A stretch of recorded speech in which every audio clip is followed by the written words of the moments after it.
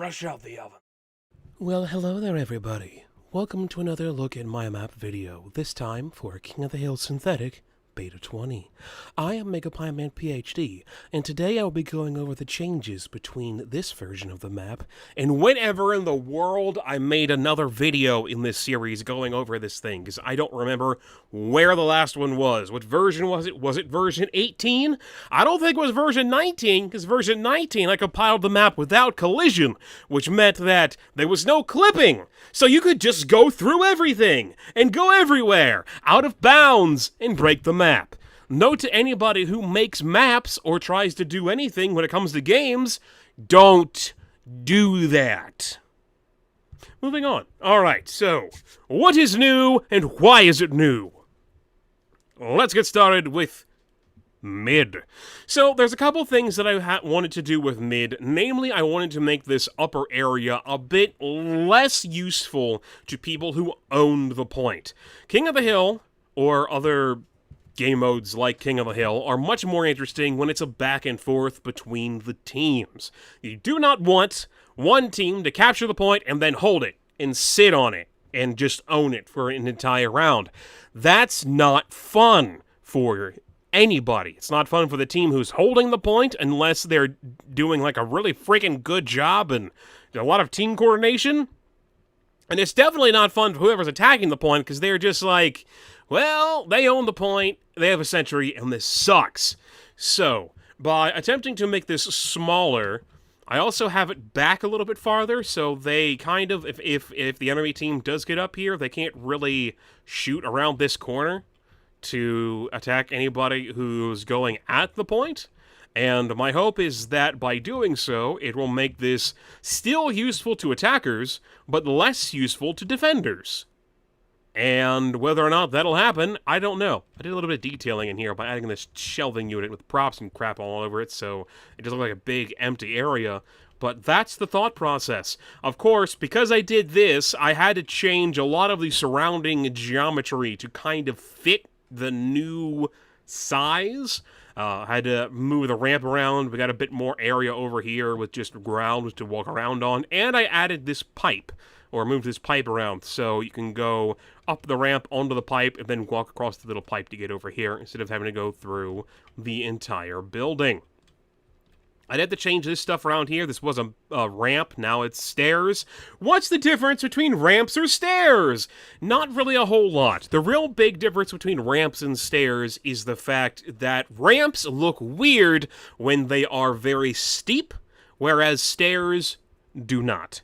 So, since I had to make the ramp smaller in order to fit the smaller space, I just made it stairs. In reality, ramps and stairs are the exact same thing because the stairs you cover with a block bullet brush so that when people walk down the stairs, not only do their grenades or bullets or rockets or explosives or whatever get caught on the stairs, which can happen in Source, but also it doesn't make their camera jitter all over the place. Instead, it's a nice, smooth walk downwards. That's why we use block bullets instead of just clipping. Clipping will make it smooth, but won't make it so that explosives get caught on the stairs, so you do block bullets. Block bullets too, specifically. I also had to move around a couple of other things to fix other problems making this area smaller run up, such as this sightline from here all the way over here. It was bad. So, to change this, I made the door smaller, and I put some blockage stuff, some sightline blockage stuff, like props in this stupid, horrible-looking fence that I hate. I put that over there. Man, that looks, it looks like it's, here's the problem with this fence. This fence looks like it's there for gameplay purpose, and only a gameplay purpose. It's only there to block the sightline, and I hate it. Because it looks like it's only there to block the sideline, and it is only there to block the sideline. I don't know what I'm going to do about it, but for now, I had to move this stuff around and then to try to make it all work, and everything I want in that space did work in that space, but that also made the point area a bit smaller, which may be problematic. I'm not entirely sure. The reason why this area is higher than the area down here where the point is hopefully so that attackers will be able to get up here and have the height advantage. But I'm starting to think that maybe it doesn't work that way, and maybe the defenders used this height advantage and this height advantage to hold things down, mainly by how a couple of tests ago, I don't remember what version was being tested, somebody put a sentry gun here when the door was bigger, and it just sat there and killed everything. So the door is made smaller. There's all of this stuff here. So you can still kind of build sentries, but it's a bit more open. And you can't, like, hide a sentry back here, because back here we have this angled wall that fills in this space that will hopefully make it so that you can't just plop a sentry down and you win! Congratulations! You've won. These pipes, I don't know what's wrong with these pipes. The lighting on them is messed up, and I don't like it. I also changed around some of the stuff in here to make it less of, this is a red room, because I was making this like a red Spytek base, but it didn't really fit because it's kind of like around mid, and that's not very good. If it was all the way over here instead in like a red spawn, having a red Spytek base back there would make more sense, or a red Spytek base around any of here would make a bit more sense. But mid is more neutral ground, so I tried to make it more of a neutral area. Even though this bottom area, this is red's bottom area, this is blue's bottom area, I wanted to try to make it a bit more neutral. And instead of it being like a Spytek base area, it's now a security room, which is why there's big flippin' monitors in there. Now, Team Fortress 2 does have monitors in some maps. It does not use the entity monitor, which allows you to have a camera pointed at one thing, and then a monitor, which is the feed from that camera other places. Half-Life does that for its televisions. You cannot do that in Team Fortress 2.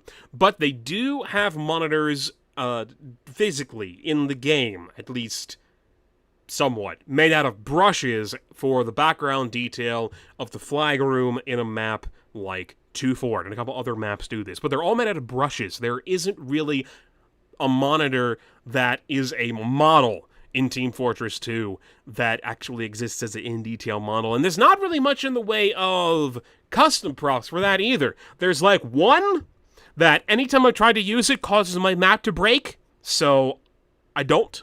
Instead, I had to make the monitors out of brushes the way that they're made on other maps. I did this a little bit in my detail entry, the detail entry for the high and low detail competition. I did a video on that a little while ago. You could probably look through my video logs and find it somewhere, or find an annotation right there. Click it. You click on that annotation. Do they do annotations anymore? I don't know if I'm allowed to do annotations anymore on YouTube. So if I can't, then I'm going to sound like a big old dork telling my future self, hey, put an annotation in here. I should probably have checked before I said that. Anyway, so you have these big TVs. You have a TV on the left that's cracked and out of order, and a TV on the right. They're both Half-Life textures, and I know, oh no, Half-Life textures in Team Fortress 2! That's horrible! But you see them from so far away that you shouldn't be able to see that it's very, very crap quality. And it shouldn't be able to notice, really, that it's Half-Life textures. I mean, you can see it from all the way over here. And even if you zoom in with the sniper, you're still not going to be able to tell. I don't know. Maybe I'll change that in the future if I absolutely have to. But the problem is, the monitor textures are all world maps. They just make them larger and move them around on the brush that the monitor is in 2 Fort and other Spytek stuff, which is not helpful when you're trying to make just a general computer TV monitor thing, like I am. So, I don't know. I'll figure something out at some point. You know how it is. If it doesn't work out now, we'll work on it and figure it out later. Yeah, but I think that's pretty much it for mid. There's some more props around here to block stuff. There's a thing to block the sightline, of course. The only other thing that I really did is I messed around with the health pack placement, and I closed off a route through the second transitional building. You used to be able to go through these doors, through here, out here, and boom. Yes, I know. These are dev textures. they're there on purpose because I don't know if I'm going to keep this closed off area closed off. The reason why I closed this area off is to try to help flow so that instead of players walking out of this room and seeing, holy crap, there are so many options! Ah! Where do I go? What do I do? They're just, hey, I'm going to go this way. Or, hey, I'm going to go this way. Or, hey, I'm going to go this way. Instead of, I don't know where to go. Quit. Yeah, that's the idea. The map also gets sometimes feedback of people saying that it's got it's some dead areas and it's kind of Swiss cheesy. By that meaning that it's got a lot of, like, every building you can go inside, which you don't always need. This will also hopefully help with optimization, since it'll also block off, like, sightlines and optimization through visleaves. That I don't want to explain what a visleaf is, but visleaves are how Source determines what you can see in a map based on the visleaves that are connected to where you are. I'm just going to say that about it. I could go in more detail, but I don't want to because it's complicated, and I've already been going for like 10 minutes. Anyway, I'm trying to figure out what spaces are important and what spaces aren't, and by doing that, cut off this small section through that middle building that you probably don't need, and you really don't need now because it doesn't have health in it anymore. Originally, I had health and ammo in this spot in this building. Then I moved it to this spot in this building. I still have this stuff inside here because I may open this back up. I'm not entirely sure. I'm not 100% committed to this change as of yet. But I moved the health and ammo out here so that it's more connected to the mid area than it was previously. I'm trying to get all of the health and ammo focused around the second transitional building because, yes, this map uses the viaduct formula if you're a person who plays Team Fortress 2. How astute of you to realize that and leave that in the feedback that I got for this map on tf2maps.net. On the playtests. I know it uses the viaduct formula. It does so on purpose. Why? Because it's a good formula that works. A formula is fine, as long as you put your own spin on it, like I feel that I have. So, there you go. It's like, your car uses wheels. You don't have to reinvent the wheel, because the wheel already works. Just putting it out there. But yeah, anyway. I wanted to put all the health and ammo around the second transitional building, so it's far enough away from spawn that it shouldn't be used by people trying to spawn camp. Like, this one used to be in here, and now it's out there. But it should be close enough to mid, but not too close to mid that it's too helpful for defenders. Mainly, I want people to be fighting on mid, retreat, grab health, go back, and fight more on mid. They do this on Viaduct, as an example. There's only like 2 or 3 health packs, perhaps, locations on Viaduct, and they're both around the second transitional building area, which is that tiny little square building with the 3 square buildings with the balcony that goes across it. That area, one of the areas I believe they call Japan in the competitive TF2, and on the opposite side they call it China. I don't know why, but sure. That's what I'm trying to replicate a little bit by having the health packs out here. I moved this health pack a little bit closer. I don't remember if I did that previously or now. It's there. It's there. It's there. This health pack over here has been moved around. It's got a small ammo instead of a medium ammo, which I think it used to have, and there's no longer any ammo on the point, which I think I got rid of a while ago. But anyway, yeah, that's pretty much it. Changed around mid, changed around the second transitional building, and moved the health and ammo around. I don't know if this map will ever be good enough to be finished. It's starting to feel like it won't be. I'm a little bit worried that mid may be too enclosed or small now, but I'll have to wait and see through testing. It's like, the map plays well, but it's good, but it's not good enough. You know, I don't know if it'll ever be good enough, but I want it to be good enough before I say, done, next project. but I don't know if it'll ever be good enough. No matter how many little tweaks I do to the thing, there's always something else that needs to be worked on or tweaked or changed.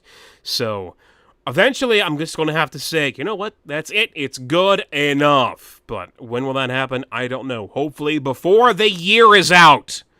But anyway, thanks for watching. Please leave your feedback in the comment section, either here on YouTube or over on TF2 Maps. I also have a Discord, which the link to that will be in the description of the video. If you want to join that, that'll let you know when I update my maps.